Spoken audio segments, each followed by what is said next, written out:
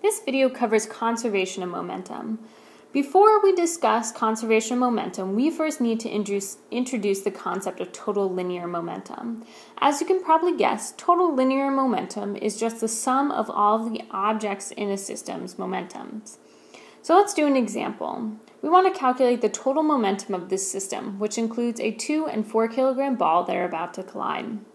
We know that we must add up the momentum of the 2 kilogram and 4 kilogram ball. So our equation is set up something like this, where we multiply the mass of each object by its velocity. Take note that the momentum can be negative if the velocity of an object is negative. Together we add these values together and find that the total momentum of the system is negative 2 kilogram meters per second. Now we have the foundation to talk about conservation of momentum.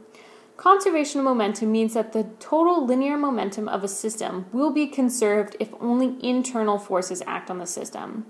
Internal forces essentially means that objects in the system only interact with one another. So someone can't come in and out of a system to push on an object, or we can't just look at a ball falling because of gravity and not include Earth in the system. When we say the momentum of a system is conserved, we mean that the momentum of a system is the same before and after an event happens. This is much like the idea of conservation of energy that we discussed earlier in the school year. So let's do an example. The following two masses collide. Calculate the unknown velocity. So since there are only internal forces acting on this system, we can say that the initial momentum equals the final momentum of the system.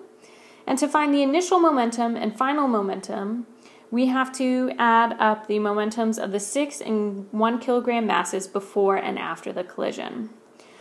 Before the collision, the 6 kilogram mass has a velocity of 4 meters per second, and the 2 kilogram mass has a velocity of negative 2 meters per second.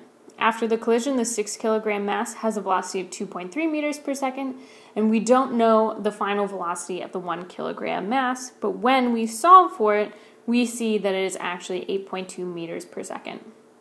So let's do another example.